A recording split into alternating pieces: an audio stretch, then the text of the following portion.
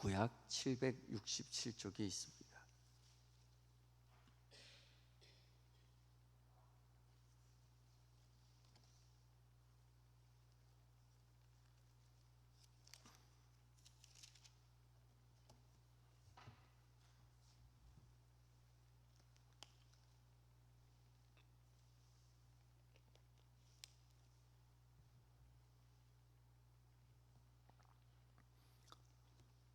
찾으셨으면 한 절씩 교독하고 마지막 절 함께 읽습니다. 제가 먼저 읽습니다.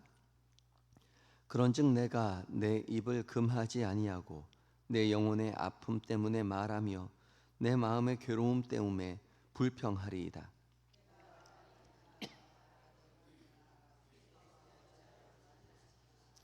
혹시 내가 말하기를 내 잠자리가 나를 위로하고 내 침상이 내 수심을 풀리라 할 때에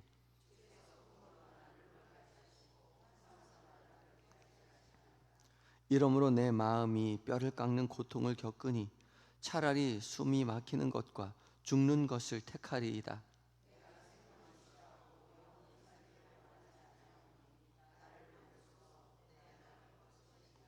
사람이 무엇이기에 주께서 그를 크게 만드사 그에게 마음을 두시고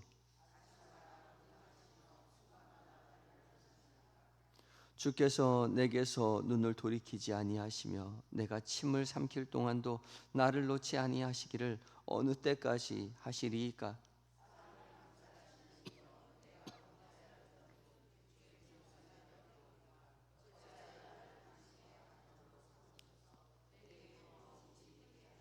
함께 읽습니다. 주께서 어찌하여 내 허물을 사하여 주지 아니하시며 내 죄악을 제거하여 버리지 아니하시나이까? 내가 이제 흙에 누우리니 주께서 나를 애써 찾으실지라도 내가 남아있지 아니하리이다. 아멘. 이것은 하나님의 말씀입니다. 이제 에바다 찬양대가 하나님 앞에 찬양을 올려드리겠습니다.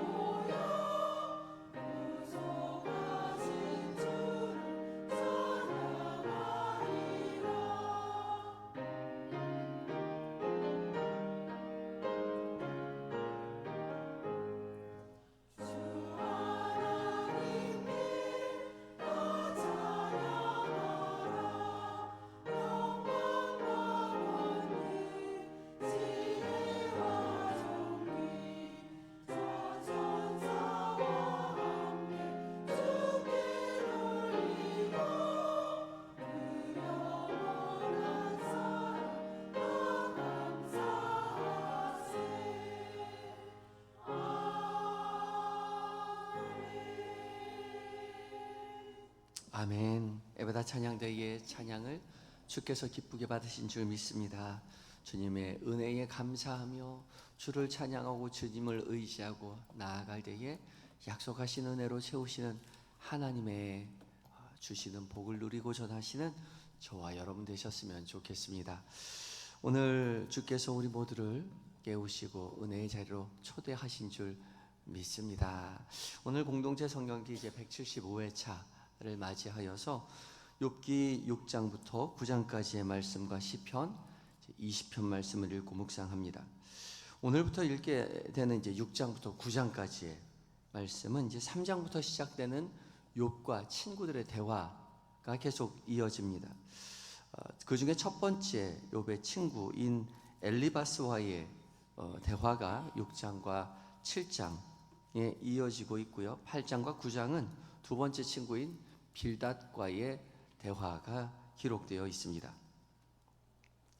그 중에 오늘 함께 읽은 7장 11절부터 21절까지의 말씀은 엘리바스와의 대화 가운데 욥의 대답 중에서 마지막 부분에 해당되는 그러한 내용입니다.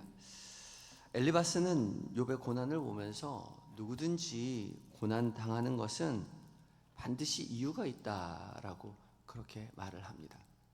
이유 없이 까닭 없이 고난 당하는 사람은 없다. 고난을 당하는 사람은 이유가 있는데 그 이유는 무엇이냐? 하나님 앞에 잘못했으니까 고난을 당한다는 거예요. 그러니 고난을 당하니 하나님은 의로우시고 네가 회개한다면 반드시 그 고통에서 벗어나고 회복될 수 있을 것이다 라고 말합니다.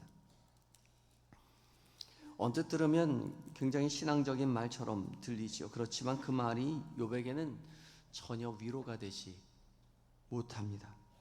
왜냐하면 욥은 지금 하나님 앞에 잘못한 게 아니었기 때문에 그러하죠. 어제 말씀드렸듯이 욥기의 첫머리에 하나님이 욥을 어떻게 생각하고 계신지 그렇게 기록하고 욥기를 시작했다라고 말씀을 드렸습니다. 욥은 온전하여 정직하고 하나님을 경외하고 악에서 떠난 사람이라고 기록하였고, 천상에서 하나님도 사탄에게 욥이 이렇다라고 자랑하셨었습니다. 그런데 욥에게 고난이 닥치죠.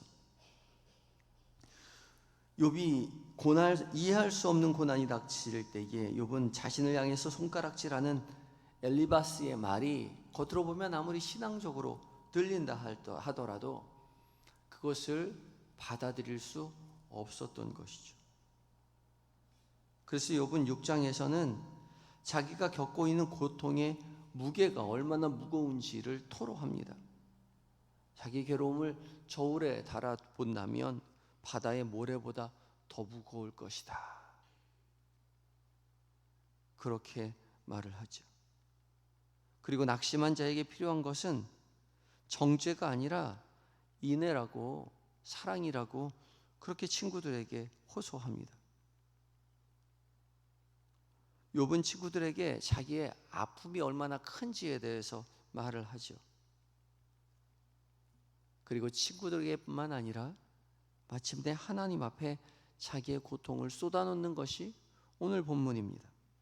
11절에 그런즉 내가 입으로 내 입을 금하지 아니하고 내 영혼의 아픔 때문에 말하며 내 마음의 괴로움 때문에 불평하리이다. 내 입을 금하지 않겠다라고 욥이 말을 합니다. 내가 그렇게 하겠다는 거죠. 히브리어의 아니라는 내가라는 말이 굳이 사용되어 맨 앞에 기록되어 있습니다. 너희는 몰라도 나는 침묵하지 않겠다는 거죠. 신앙 좋은 사람처럼 조용하게 앉아서 그래, 내가 뭔가 잘못했겠지, 잘못했으니 하나님 앞에 벌 받는 거지, 그렇게 조용히 앉아만 있지 않겠다라고 말하죠. 내 영혼 루하고요, 내 마음 네페시, 내 영혼, 내 전 존재를 다해서 불평할 것이라고 그렇게 선언합니다. 사실 이것이 우리 신앙에 굉장히 중요합니다. 하나님 앞에서 아프면 아프다고 말을 해야죠.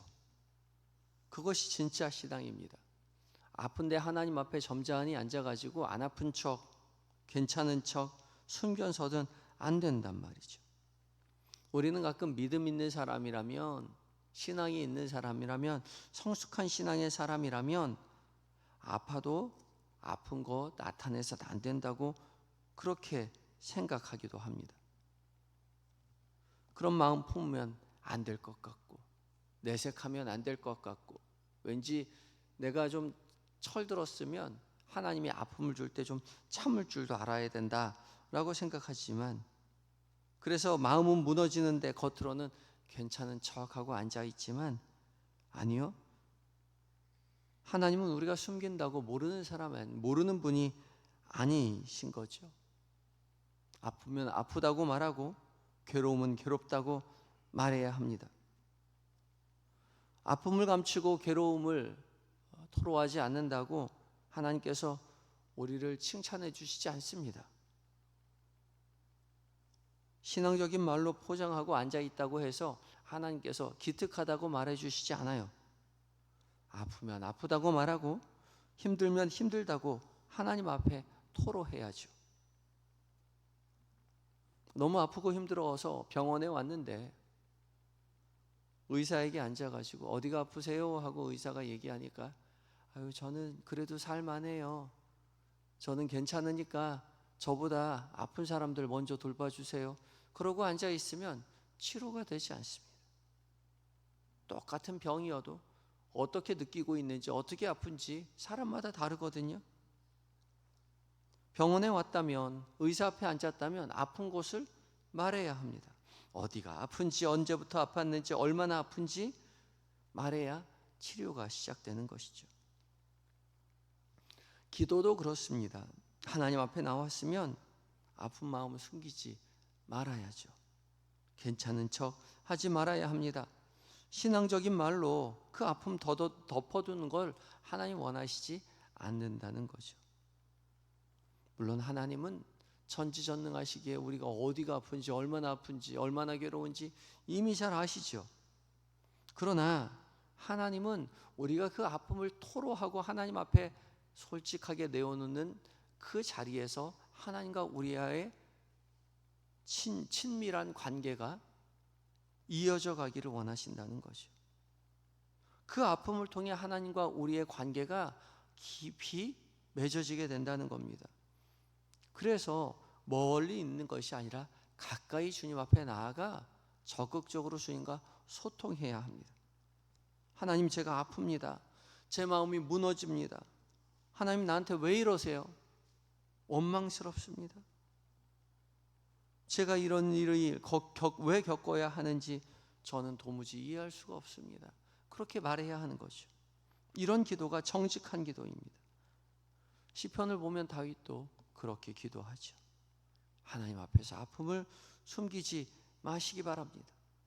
주님 앞에 모든 것 토로하여서 우리의 창조자 되시고 우리의 치료자 되신 주님 앞에 나아가 고침받으시는 저와 여러분 되셔야 하겠죠.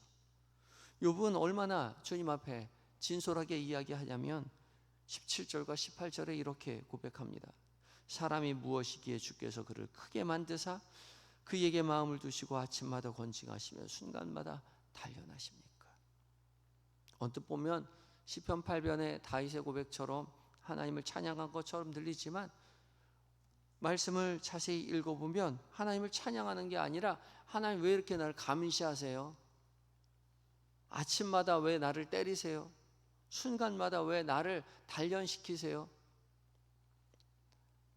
하나님께서 일거수일투족을 감시하시고 일거수일투 순간순간마다 나를 징계하신다라고, 그것이 내가 너무나 아프다고 토로하고 있죠.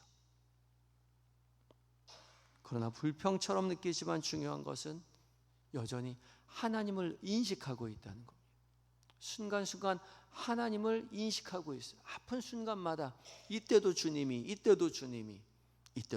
여전히 보고 계시고 나를 징계하시는데 왜 그러세요? 욥은 여전히 하나님을 의식하고 하나님을 의지하고 있습니다. 이러한 삶의 태도가 우리에게 반드시 필요합니다. 언제나 우리와 동행하시는 주님이심을 믿고 삶의 모든 것을 주 앞에 토로함으로 내어놓음으로 은혜와 감사뿐 아니라 아픔과 고통과 의심마저도 진솔하게 내어놓음으로 주와 동행함을 깨달으시고 그 가운데 역사하시는 하나님의 은혜를 경험하시는 저와 여러분 되시기를 예수 그리스도의 이름으로 축복합니다. 기도하실 때에 주님, 우리의 모든 마음이 하나님 앞에 결코 감추고지 않고 숨기지 않게 하여 달라고 기도하시고 이해할 수 없는 고난과 무거운 현실이 닥쳐온다 할지라도 결코 하나님 앞을 떠나지 아니하는 우리 모두가 되게 해달라고 기도하며 나아갑니다. 기도하시겠습니다.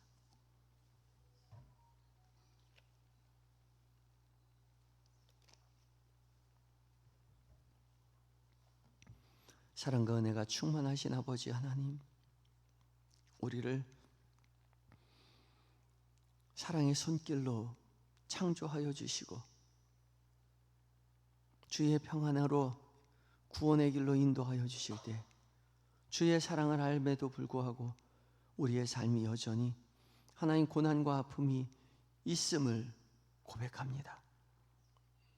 주님, 우리의 마음 가운데 있는 모든 생각들, 주님을 향한 그 마음들 결코 숨기지 않도록 주님, 우리를 깨우쳐 주시옵시고 깨우쳐 주시는 모든 것들, 마음에 느끼는 모든 것들, 생각들을 주님 앞에 낱낱이 아뢰므로 말미암아 주님과 늘 동행하며 믿음의 길 걷게 하여 주시옵소서. 이해할 수 없는 고난과 무거운 현실이 우리의 삶 가운데 있을 때라도 결코 하나님을 멀리 떠나지 않도록 주님, 우리를 주님 붙잡아 주시옵시고 주님 의지하여 믿음의 길 걸어가는 욥과 같은 인생, 다윗과 같은 인생 될 수 있도록 주여 도와주시옵소서. 계획된 모든 일정들, 만나게 되는 사람들, 그들과 나누는 대화들 가운데 주께서 친히 함께 계셔서 곁에 계신 주님 함께 바라보고 함께 결정하고 함께 행동하며 주와 동행하여 승리하는 은혜의 한날 되게 하여 주시옵소서. 몸과 마음이 병들어 신음하는 환우들 주께서 친히 찾아가 위로하여 하나님 어루만져 주시고 치료의 강선 비추어 속히 온전함을 회복시켜 주시옵소서. 멀리 군내에 나가 있는 아들들, 해외에서 지내는 자녀들, 출타 중인 교우들, 주님 비록 우리가 가까이 돌볼 수 없사오나 주님은 그들 곁에 항상 계시오니 세심히 살펴주시고 그들 믿음 안에서 날로 굳세어져서 맡겨주신 사명 기쁨으로 잘 감당하고 하나님의 자녀로서 아름답게 성장하는 복을 누리고 가정의 품으로 교회의 품으로 하나님 평안히 돌아올 수 있도록 주여 도와 주시옵소서. 이 나라의 민족 지켜주시되 위정자들 하나님을 두려워하게 하여 주시고 하나님의 선하신 뜻 가운데 이 나라를 이끌어가게 하여 주시옵시고 믿음의 사람들 빛으로 드러날 수 있도록 주께서 지혜와 용기와 힘을 더하여 주시옵소서. 교회가 함께 기도하며 후원하는 선교사님들의 신원과 사역 주께서 붙들어 주셔서 맡겨주신 사명을 기쁨으로 감당케 하여 주시옵소서. 오늘 한날을 온전히 주 앞에 의탁드리올 때에 우리를 구원으로 인도하여 주시는 선한 목자 되신 예수님의 거룩하신 이름으로 기도드립니다. 아멘. 하늘에 계신 우리 아버지, 아버지의 이름을 거룩하게 하시며 아버지의 나라가 오게 하시며 아버지의 뜻이 하늘에서와 같이 땅에서도 이루어지게 하소서. 오늘 일용할 양식을 주시고 우리가 우리에게 잘못한 사람을 용서하여 준 것 같이 우리 죄를 용서하여 주시고 우리를 시험에 빠지지 않게 하시고 악에서 구하소서. 나라와 권능과 영광이 영원히 아버지의 것입니다. 아멘.